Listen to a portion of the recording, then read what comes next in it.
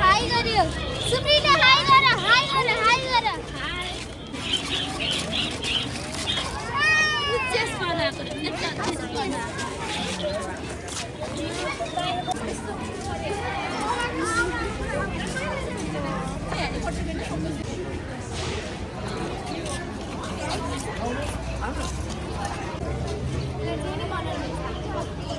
So we are from Robo अनि robo भनेको चाहिँ के हो भन्दाखेरि हामीले चाहिँ ग्रेड 1 देखि 9 को स्टुडेन्ट्सहरूलाई चाहिँ यसरी किट बेस्ड प्रडक्ट दिएर उनीहरूले रोबोटिक्स एजुकेसन चाहिँ लिइरहेको हुन्छ।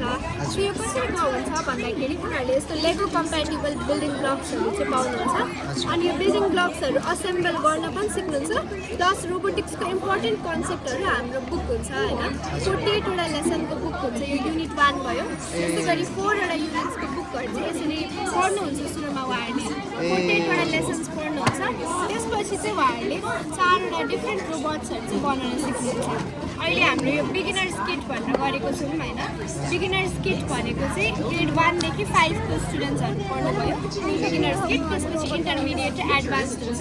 बिगिनर्स किटमा चाहिँ 4वटा रोबोट भनेको सुरुमा लाइन फलोइङ रोबोट छ त्यसपछि अब्स्टिकल अभोइडिङ रोबोट छ त्यसपछि पेट्रोलिङ रोबोट छ अनि एज अभोइडेन्स रोबोट भन्ने छ होइन।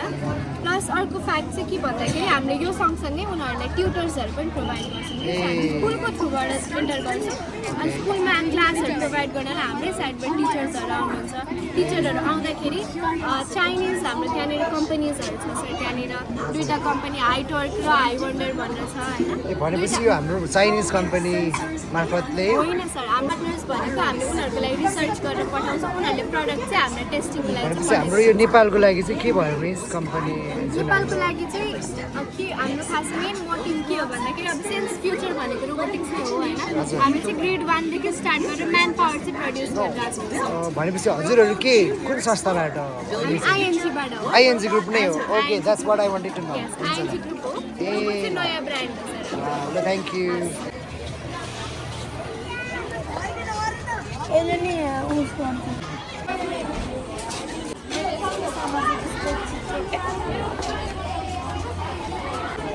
नमस्ते फेरि किन हो न कि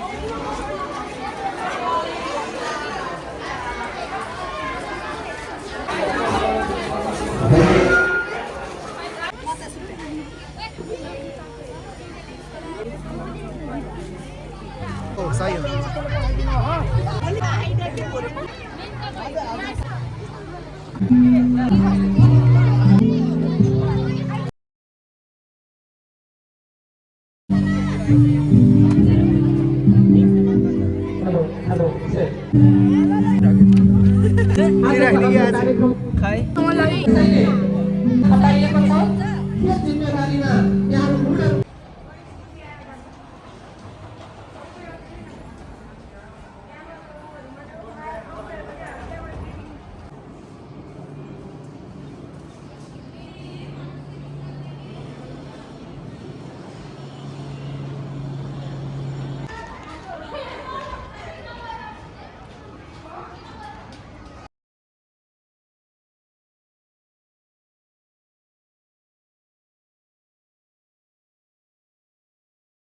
योगदान अविस्मरणीय रहेको छ।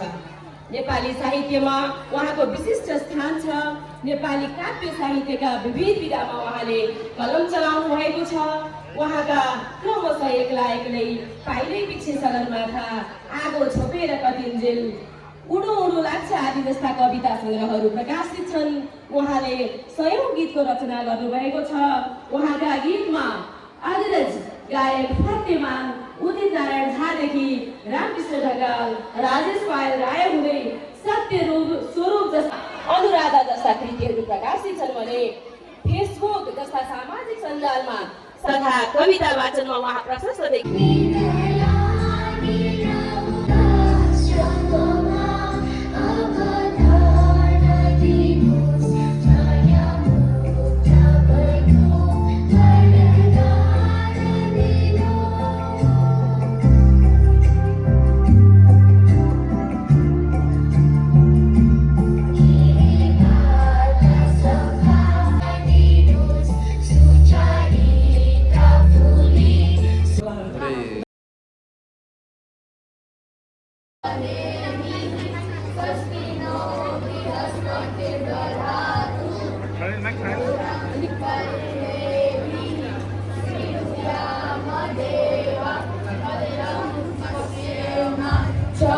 पुष्पवक्त्राः स्थिरैरङ्गैस्तुवा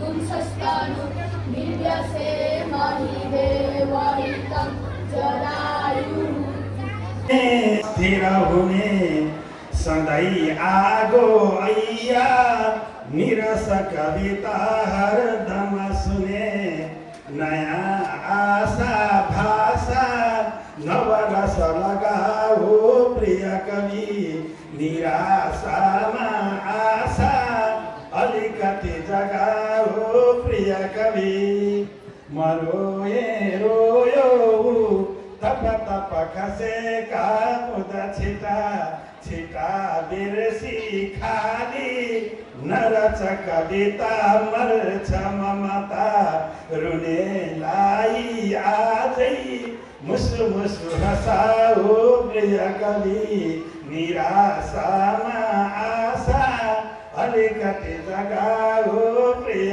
कवि। यिनै हरफहरूसँगै यो कार्यक्रम समुद्घाटन भएको घोषणा गर्दछु। धन्यवाद। धेरै धेरै धन्यवाद छ आजको कार्यक्रमका पर्ने छन्द छन्दहरूमध्ये एउटा छन्द छ वितान छन्द महाब्दी पनि भनिन्छ। अत्यन्त मिठो छ र विद्यार्थीहरूले सजिलै गाउन सक्ने छन्द पनि हो, कम सुनिएको छ। म आज यसलाई यहाँ राख्न चाहन्छु र यो कविताको सर्जक अरू कोही नभएर आजका विशिष्ट अतिथिमध्येका एक मेरा अन्य मित्र कृष्ण शरण उपाध्यायज्यू नै हुनुहुन्छ।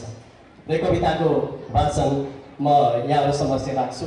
विशेषतः यो विद्यार्थीहरूमा बढी समर्पित छ, विद्यार्थीहरूले जान्नुपर्ने विषयवस्तु भएको खालको कविता छ। म यहाँहरू समक्ष यो कविताको सुरुवात गर्न चाहन्छु। छ भव्य मेरो नयाँ बगैँचा गमक फुल छन् अनेक फुल सयौं नदी छन् र ताल झरना खुसी र आनन्दको छ मूल नसारा साउ गरा भिजाउ यही छ कोसी यही छ काली यही मनाचु यही रमाऊ खनु माटो बनेर माली उखेल्नु पर्ने र फाल्नु पर्ने छ सिस्नु झाडी र कास घारी सम्हाल्नु पर्ने र गोड्नु पर्ने छ खेत बारी गरार टारी कुना कुनामा गई उज्यालो म चेतनाको चिराग बाली उही मनाचु उही रमाऊ खनु माटो बनेर माली कुनै गुएली कुनै चमेली कुनै छ चम्पा र रात रानी कुनै छ लाली गुराँस बेली हँसी खुसीको छ जिन्दगानी म गीत गाउँ स्वदेशवादी र फरफराऊ ढोजाऊ चाली यही मनाचु यही रमाऊ खनु माटो बनेर माली हरा भरायो हरा बनाऊ नवीन विज्ञान सिपद्वारा सिंचेर सारा गरा मिलाऊ यही निकालू मरत सारा नवीनताको दिशा गाली नवीन ऊर्जा पुनः गाली यही मनाचु यही रमाऊ खनु माटो बनेर माली छरक ताको र आठ चरको सहर्ष सेवा म गर्छु म भक्त साँचो उभिम जस्तो सहस्र मेवा म भर्छु स्वदेशलाई तमाउने हो हमाउने हो अनेक बाली यही मनाचु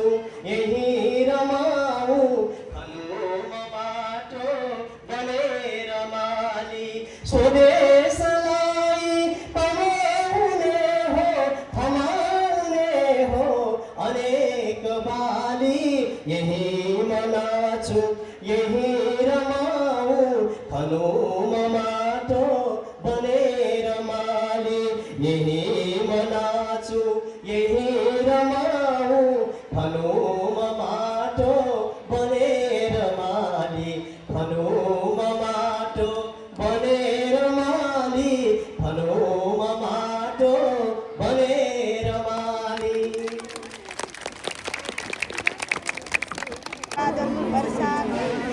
प्रकाश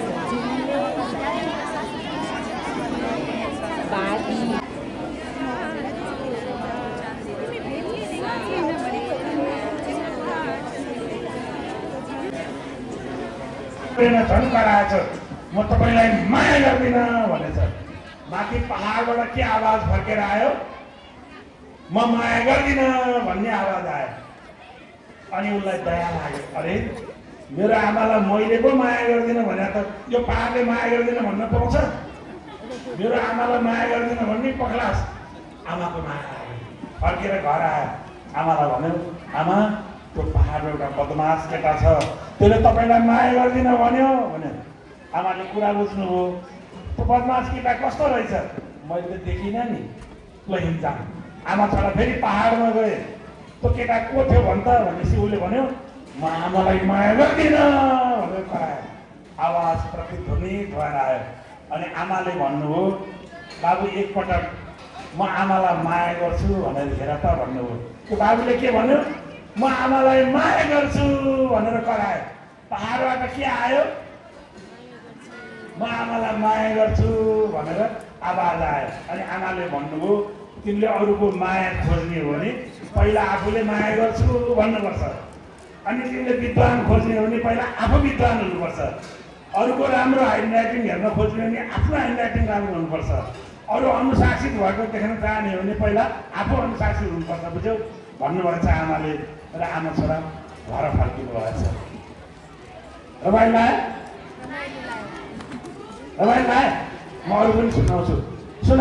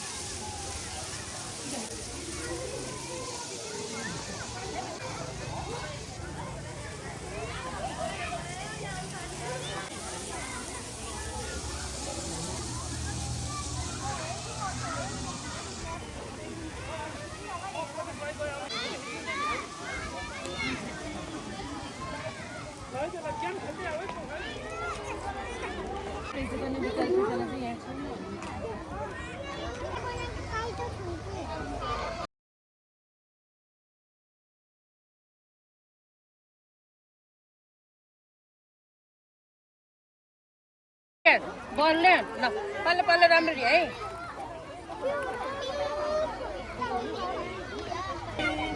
Thank you.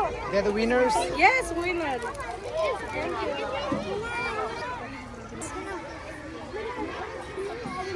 होइन यो कसरी खेल्ने हो?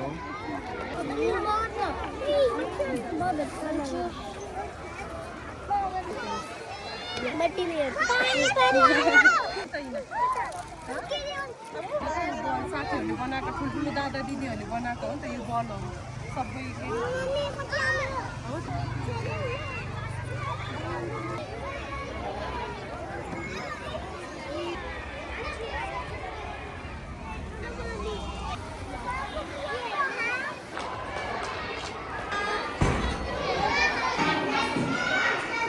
पढ्दाखेरि केही बाधाहरू आए कि तपाईँले समयको व्यवस्थापन कसरी गर्नुभयो र पढ्दाखेरि ओभरअल रूपमा तपाईँले कसरी व्यवस्थापन गर्नुभयो?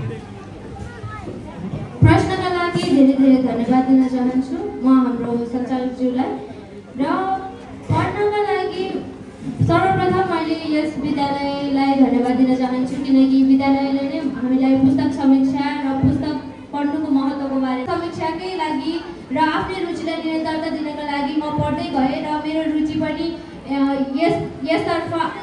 यसतर्फ आकर्षित हुँदै गएँ र मेरो अहिले पढ्ने बानी निकै नै राम्रो छ र म मेरो पढाइलाई धेरै नै महत्त्व दिन्छु र यसलाई मैले निरन्तरता दिने प्रयास गर्छु। 7 वर्ष सुरु भयो जब मैले मोरिस वेल्सम्यानको नाउँ भन्ने किताब पढ्न थालेँ। त्यस किताबका एउटा त्यो सिरिज थियो जसमा चाहिँ वर्ल्ड वार 2 को बारेमा चाहिँ निकै भावनात्मक किताब पढ्नु यो पढेको क्षेत्रबाट चाहिँ मलाई आकर्षण गरेको छ।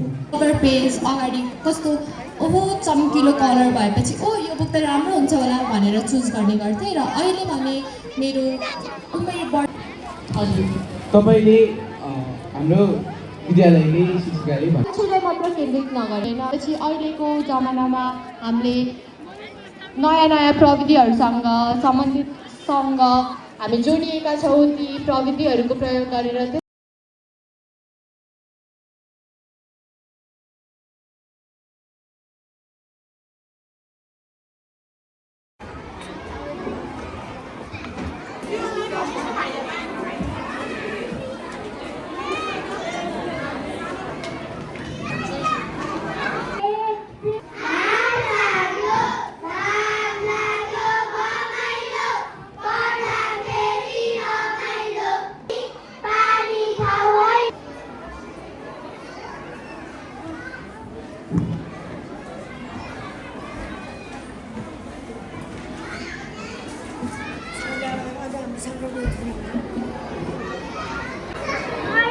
टोपी लगाउँछु।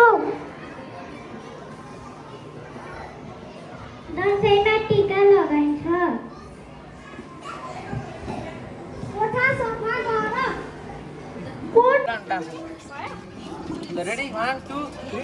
पढ्नुपर्छ भन्ने चाहिँ मलाई लाग्छ।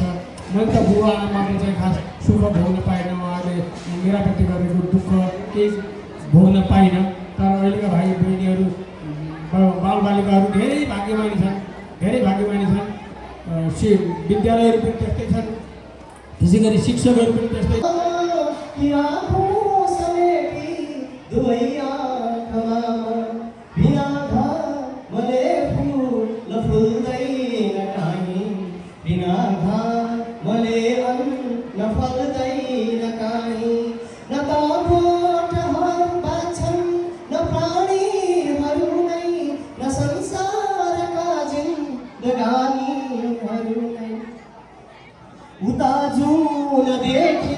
सगोलो टिका झैँ डल्लो जमेको तुसारो ढिका झैँ उता जुन देख्यौँ सगोलो टिका झैँ डल्लो जमेको तुसारो ढिका झैँ अनौठो छ यो जुन नबढ्ने र घट्ने अनौठो छ यो जुन नबढ्ने र घट्ने र औँसी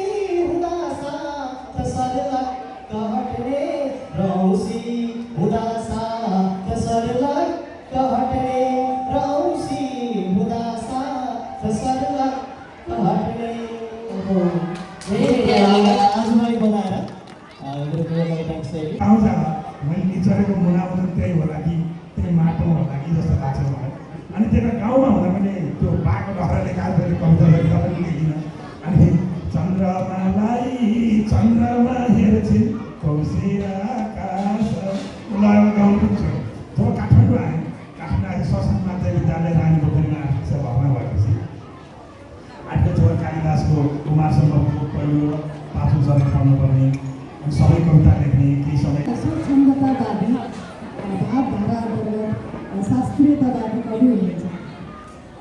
शास्त्रीय शैलीले आधुनिक पाठकलाई टाढा पार्छ भन्ने धारणाप्रति यहाँको दृष्टिकोण के रहेको छ? एकचोटि भयो कसरी दोहोऱ्याउन चाहन्छु। छन्दतावादी ए हो हजुर, धन्यवाद। शास्त्रीय छन्द स्वयंमा गाह्रो विषय हो। यो चाहिँ खास गरी कस्तो भनेदेखि हामी पुरानो जमानामा हाम्रा बुबा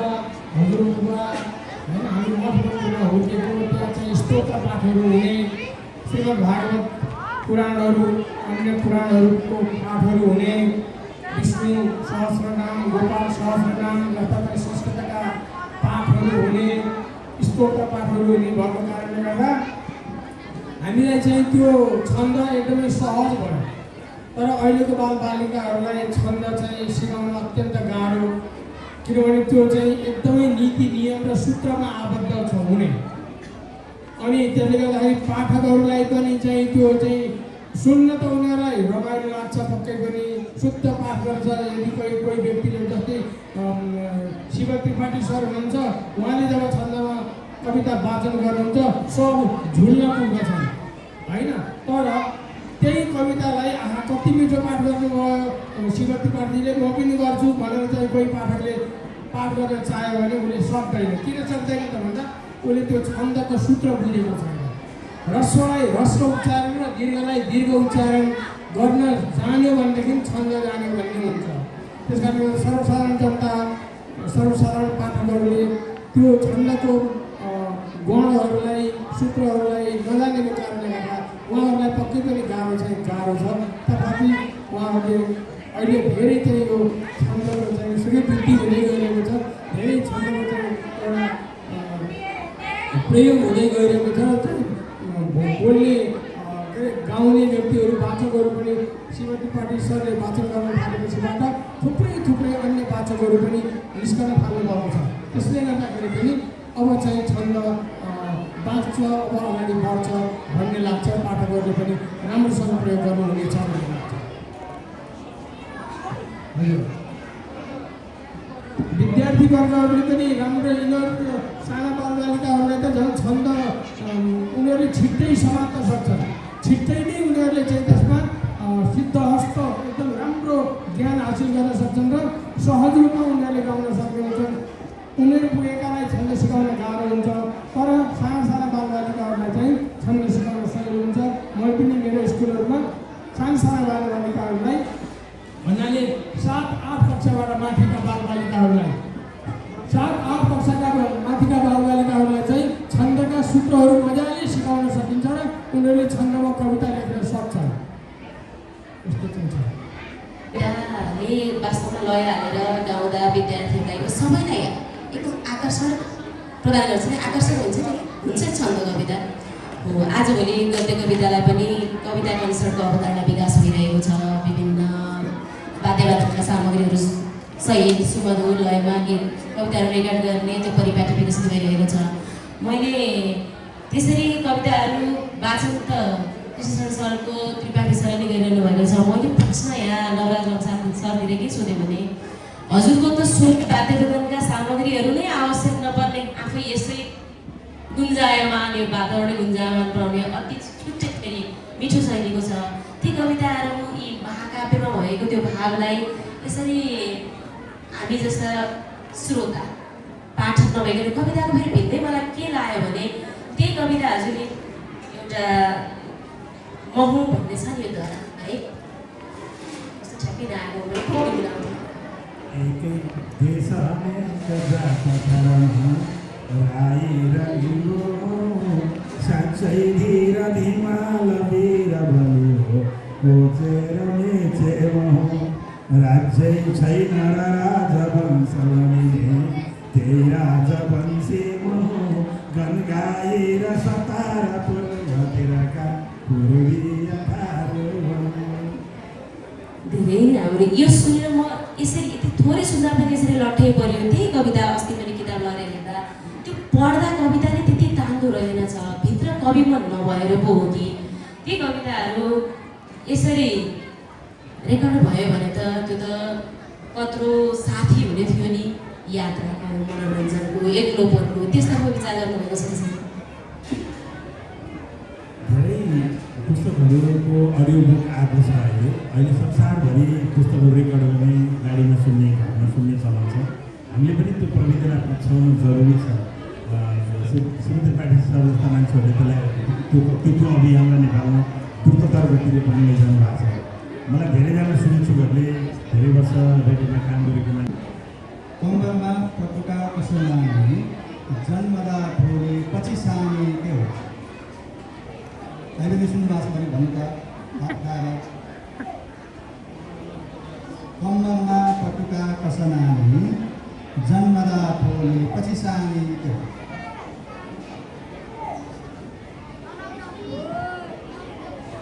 आएको हो कसैले त्यो गाउँ खानेको खानु हो त्यस्तै भाइ बहिनीले सुनाएर मैले जानेको हो कुचो लाउने कुचो पहिला ल्याउँदा पुग्नु हुन्छ पछि ल्याउँदा सानो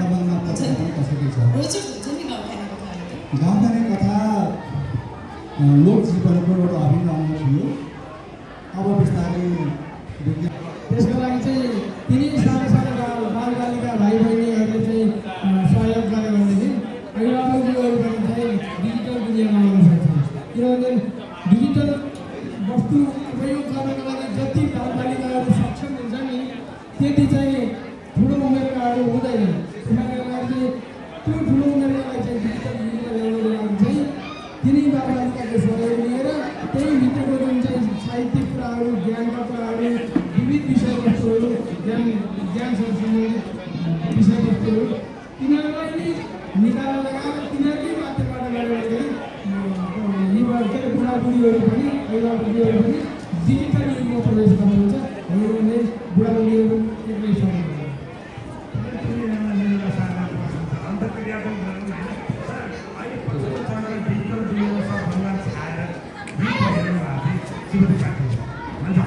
हरेक मान्छेले किन जन्मेको भन्ने कुरा भनेर किन जन्मेको भने साहित्य लेख्न पनि या साहित्य लेख्नेहरूलाई प्रवर्धन गर्ने त्यो शक्तिका लागि उहाँ जन्मेको भएको थियो यो उहाँको प्रश्नलाई गम्भीर छ त्यसको उत्तर के हुन्छ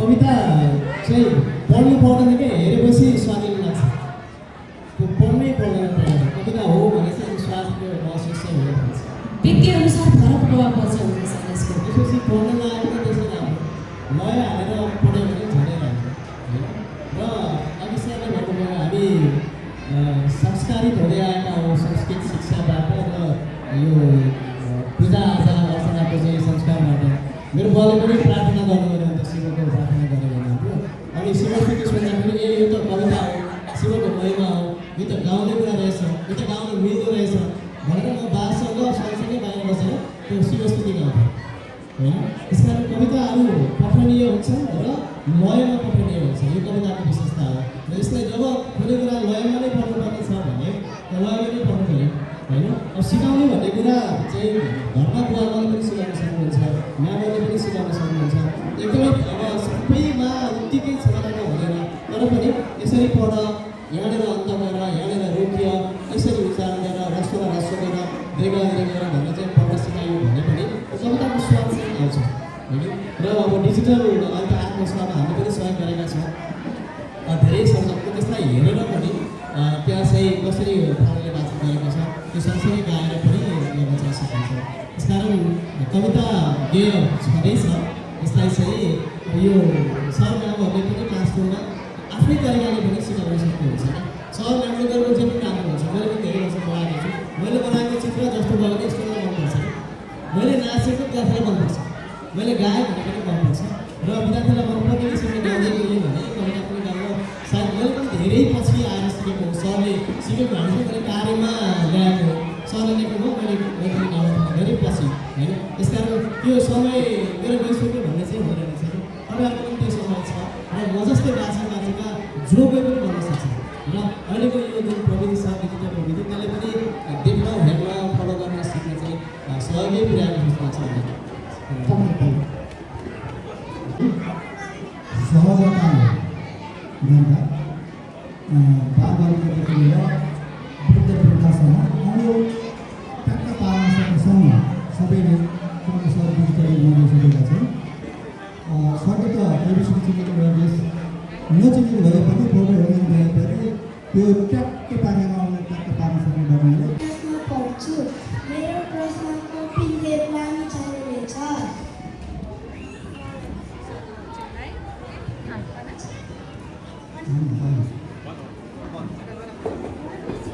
सानो बालकथामा जनावरहरू पात्रहरू किन धेरै हुन्छन्?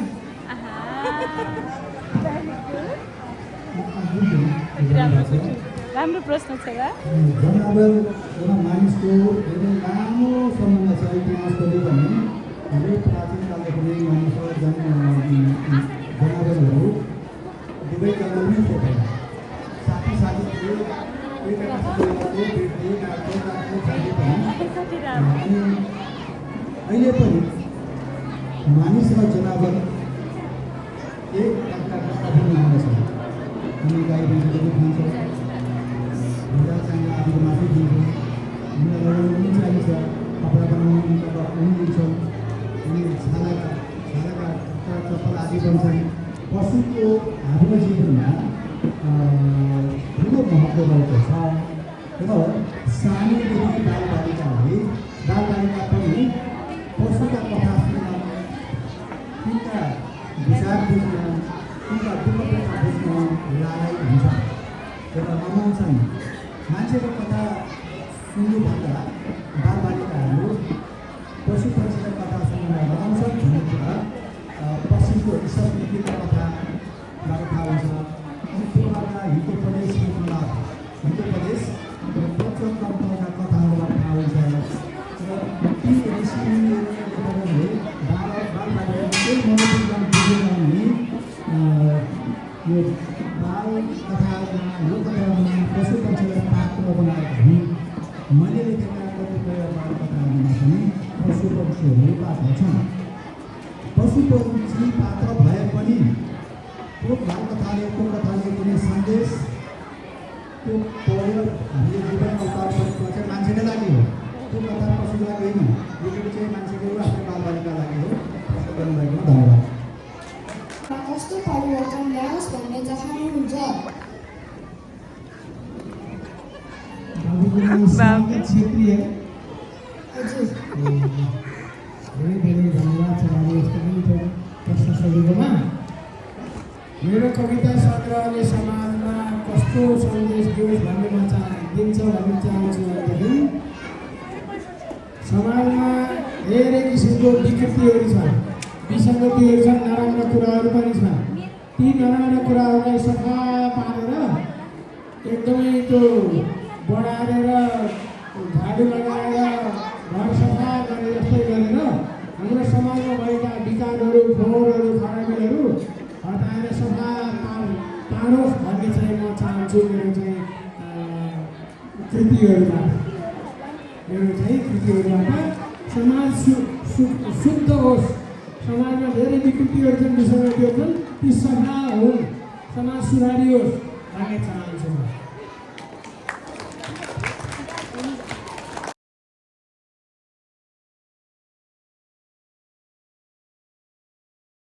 टुकटुके मूर्ति खोप्दै हाँस्दै हुन्छन् विषकमलले ब्याडमा बिउ छोप्दै।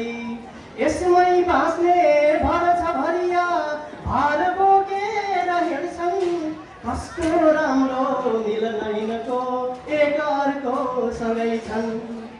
रङ्गी चङ्गी रहर बटुली चित्रमा रङ्ग भर्छन्। कोही नाच्छन् छम गरी नृत्यमै दङ्ग पर्छन्। हाँसी हाँसी हृदय तबला तालमा ठोक्रेछ कोही। कोही कोही मधुर मुरली बाँसुरी फुक्छ कोही। कोही हुन्छन् गुनगुन गरी गीत गाइरहेका। कोही हाँस्दै सडकतिर हेर आइरहेका। कोही कोही पसलतिर छन् साग किन्दै र बेच्दै। यी जम्मैको बिलन मधुरो हुन्छ चिन्दा नचिन्दै। बाली नाली लहलह झुली खेतबारी फुलेका। डाली पत्री भमर भमरा पात पातै डुलेका। गाई बाख्रा वन चौरमा घाँसको घाँस खान्छ। हप्पा म्या म्या लय सतिनकै गीत हुआ गुनासा। कोही आफ्नै घरतिर कुनै काममा व्यस्त हुन्छन् लेख्ने पढ्ने पठित जन जो पढ्नमै मस्त हुन्छन् कोहीलाई प्रविधि विधिको काम धन्दा छ आज यी जम्मैको मन मिलिजुली बन्छ सिङ्गो समाज कोहीलाई प्रविधि विधिको काम धन्दा छ आज यी जम्मैको मन मिलिजुली बन्छ सिङ्गो समाज यी जम्मैको मन मिलिजुली बन्छ सिङ्गो समाज अस्तु धन्यवाद।